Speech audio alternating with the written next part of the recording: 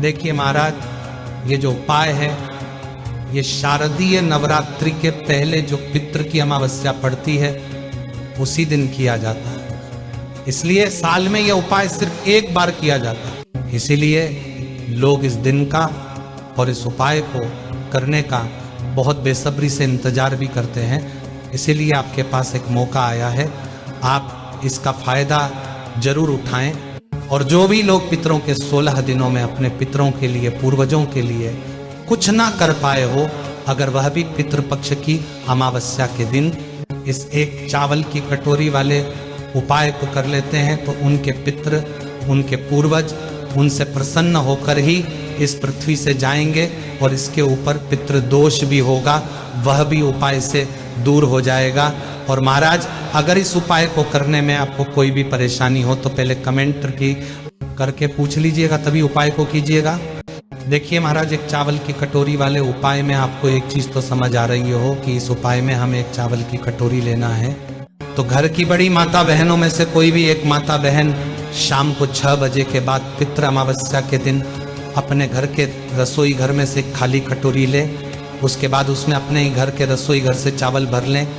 कटोरी के अंदर चावल आपको फुल भर लेना है और ये चावल आपको कच्चे लेने हैं। अब आपको इस चावल की कटोरी के बीचों बीच चावल के ऊपर एक कपूर का टुकड़ा रखना है। यहाँ पर कई सारी माताएं बहनें ये प्रश्न करती है कि ये कपूर का टुकड़ा कौन सा होना चाहिए।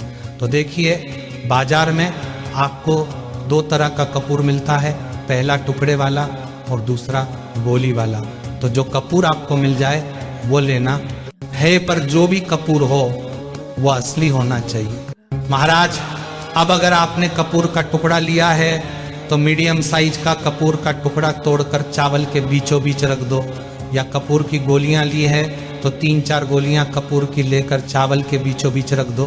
अब आपको इस चावल की कटोरी को शाम को 6 बजे से 7 बजे के या रात 10 बजे के पहले पहले अपने घर के दरवाजे पर रखनी है। ये चावल की कटोरी आपको अपने घर के मेन गेट, जहां से आप अंदर बाहर जाते हैं, उस जगह पर या तो चौखट पर रख सकते हैं या दीवार पर भी ये कटोरी को रख सकते हैं। इस कटोरी को आपको अपने घर के दरवाजे पर थोड़ा सा बाहर की साइड करके रखना है। महाराज, अब चाहे आप चौखट पर रखें या दीवार पर, ध्यान आपको यह बात रखना है कि ये चावल की कटोरी पूरी अमावस्या की रात आपके घर के मेन गेट पर रखी रहेगी। इसलिए आप इस हिसाब से ही इस चावल की कटोरी को दरवाजे पर रखिएगा कि कोई भी जानवर जैसे कि गाय, कुत्ता या बिल्ली आपकी इस चावल की कटोरी को नुकसान न पहुंच पाए। आप चाहे तो इस चावल की कटोरी के आसपास कुछ इंटेन रख सकते हैं और ऊपर से कुछ ढक भी सकते हैं, जिससे कि आपकी चावल की कटोरी पूरी रात भर सुरक्षित रहे। अब जैसे ही आप इस चावल की कटोरी को अपने घर के दरवाजे पर रख देते हैं तो आप अपने घर के अंदर वापस आ जाइए और अपने बाकी के जो भी काम है उन्हें कर लीजिए और रात्रि में सो जाएगा। कोशिश करना कि ये उपाय आप तब करें जब आपके घर के सभी सदस्य आपके घर के अंदर उपस्थित हो और चावल की कटोरी को घर के दरवाजे पर रखने के बाद कोई भी सदस्य घर के बाहर न जाए।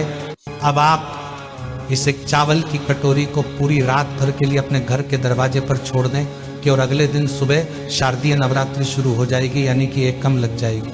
तो आपको सुबह जल्दी उठना है और स्नान करना है और अब आपका सबसे पहला काम इस उपाय को पूरा करना रहेगा, जिसमें आपको स्नान करने के बाद अपने घर से एक माचिस उठानी है और सीधा उस जगह पर चले जाना है जहां पर अपने घर के मेन गेट पर इस चावल की कटोरी को रखा हुआ था। अभी आपको इस चावल की कटोरी को ना छूना है और ना उठाना। और जब कपूर जल रहा हो तो उस समय आप अपने पितरों से अपने लिए प्रार्थना करें, अपनी गलतियों के लिए क्षमा मांगे।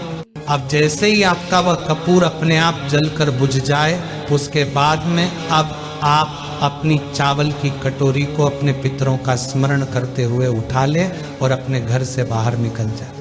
और घर से बाहर निकालने के बाद आपके घर के आसपास कोई भी एक ऐसा जो बड़ा पेड़ हो, उस पेड़ के नीचे आपको ये चावल की कटोरी के चावल डालकर आ जाने हैं, जहां पर पक्षी इन चावल के दोनों को चुग लें और खा ले। उस समय भी आप अपने पितरों से प्रार्थना कर ले और अपनी मनोकामना भी आप बोल सकते हैं। और चावल वहां पर डालकर कटोरी को अपने साथ अपने घर लेकर आ जाए।